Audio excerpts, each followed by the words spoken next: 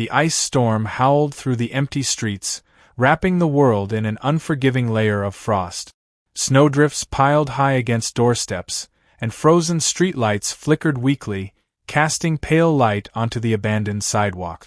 The wind carried a sharp bite, cutting through even the thickest coat. Joran pulled his collar higher, cursing under his breath. He had stayed too late at work, and now he was paying the price, trudging through knee-deep snow, his boots barely finding traction on the icy pavement. His breath came in quick, visible puffs, and every step felt heavier than the last. Then, through the wailing wind, a sound reached his ears. Faint, fragile, almost lost in the storm. A cry. Joran stopped, his body tensing. He listened carefully, straining against the noise of the blizzard. Another cry, weak, shivering, barely there. His pulse quickened. Someone was out here. He turned toward the sound, scanning the white-coated landscape. His heart clenched when he finally spotted a small, curled-up figure near a street lamp, nearly buried in snow. They were trembling violently, wrapped in thin, tattered fabric, their arms hugging themselves as if trying to fight off the brutal cold. A child? Alone in this weather? Joran forced his legs to move faster, his breath hitching as he drew closer. Then, under the dim light, he saw something that stopped him cold. The child's skin had a soft violet hue. Their hair, dark and silky, was dusted with ice. Strange, bioluminescent patterns shimmered faintly across their cheeks, barely visible beneath the frost. Their large, luminous eyes, filled with fear and exhaustion, blinked up at him as their bodies shuddered violently. An alien! Joran's chest tightened. Earth had long since opened its doors to extraterrestrial visitors, but he had never seen one like this, so small, so vulnerable, so utterly lost. The child whimpered, curling tighter into themselves. Their fingers trembled against the icy ground, and tears welled in their eyes, only to freeze the moment they rolled down their cheeks. Joran didn't hesitate. He ripped off his heavy coat and dropped to his knees, wrapping the thick fabric around the trembling child. Their skin was ice-cold beneath his touch, far colder than it should have been. "Hey," he said gently, pulling them into the warmth of his chest. "I got you. You're okay now." The child whimpered, barely able to form words. "Sea cold." Joran held them closer, shielding them from the cutting wind. "How long have you been out here?" he asked, his voice softer now. The child's lips trembled. Don't know." Their breathing was shallow, their fingers weakly clutching at his coat as if afraid to let go. Joran's jaw tightened. He needed to get them out of this storm, now. "I'm taking you home," he said firmly. The child didn't resist. They simply clung to him as he lifted them into his arms, their tiny body pressing into his warmth. Joran adjusted his grip, making sure they were wrapped tightly in his coat, then turned toward home. The wind howled around them, but Joran pushed forward, his footsteps sure and steady. The child's breathing was faint against his chest, but he could feel the rhythmic rise and fall, fragile yet persistent. As he carried them through the snow, one thought kept running through his mind. How had they ended up alone in this storm? And where was their family? He didn't know.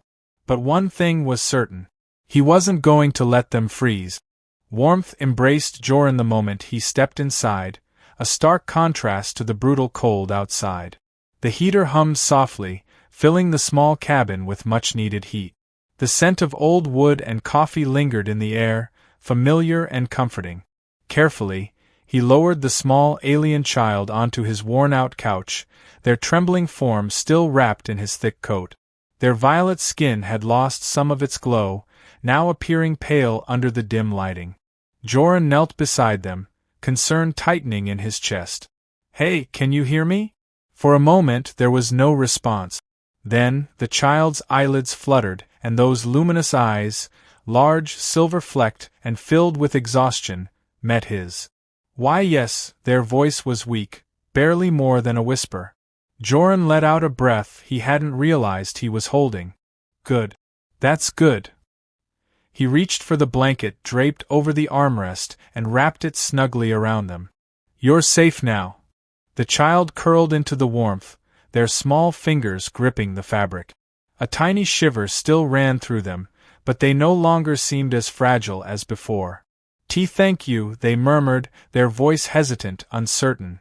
Joran gave a small nod, pulling off his gloves and rubbing his hands together to chase away the numbness. He needed to get them something warm. Rising to his feet, he made his way to the kitchen, grabbing a clean mug and pouring some hot tea. When he returned, the child was watching him, their silver-flecked eyes filled with a mix of wariness and curiosity. He sat on the edge of the couch and handed them the cup. It's warm. Careful, just sip it. They hesitated before accepting it with both hands, bringing it close to their lips. Their first sip was slow, cautious, but as soon as the warmth spread through them, they took another, then another. Joran leaned back slightly, studying them.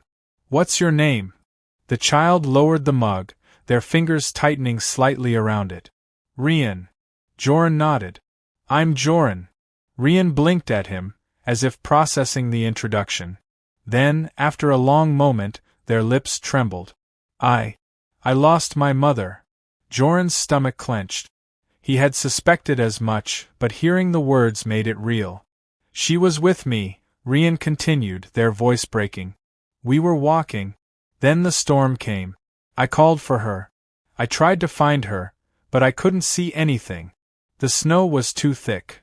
Their hands tightened around the mug, their whole body trembling, not from cold this time, but from fear, from helplessness. Joran's chest ached at the sight. He had no idea what it was like to be an alien on a foreign planet, lost and alone, but he did know what it felt like to lose someone.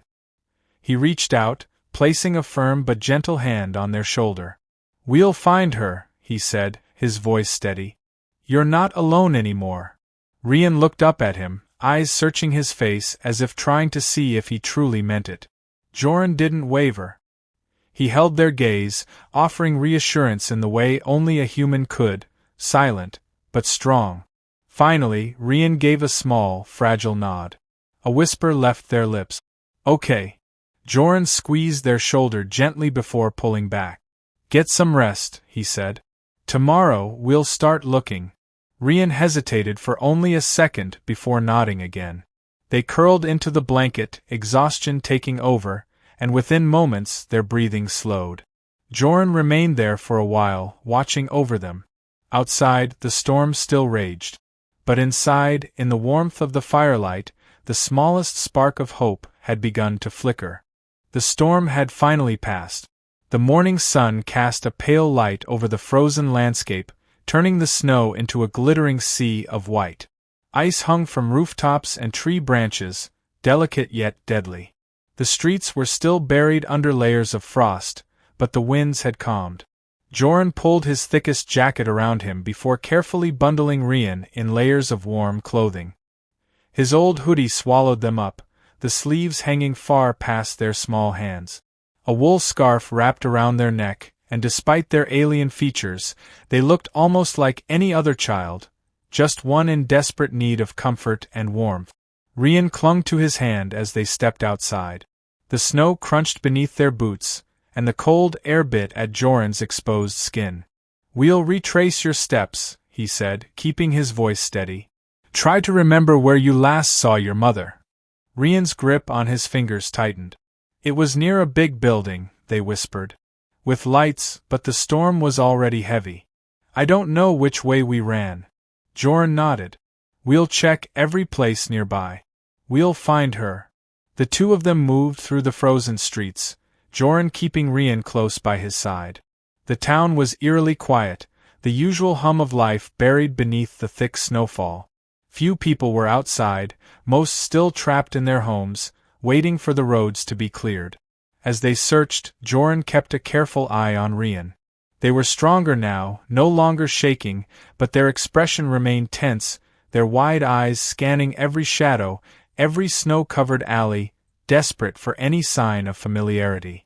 After nearly an hour of searching, Joran noticed Rian slowing down. Their small shoulders sagged, and their breath came in quick, worried puffs. Hey, Joran said, stopping beside them. We'll find her. I promise. Rian swallowed hard. What if she's not? Their voice trailed off, too afraid to say the rest. Joran crouched in front of them, placing both hands on their shoulders. We don't think like that, he said gently. We keep moving. We keep looking. Until we find her. Rian stared at him, searching his face for reassurance. Slowly they nodded. With renewed determination, they pressed forward. Minutes stretched into another hour, and then, finally, they found something. Near the edge of town, partially buried beneath fallen beams and ice, lay the motionless form of a tall, violet-skinned woman. Joran's breath caught. Mom! Rian's voice cracked as they tore away from his grasp, stumbling through the snow. Joran was right behind them, heart pounding.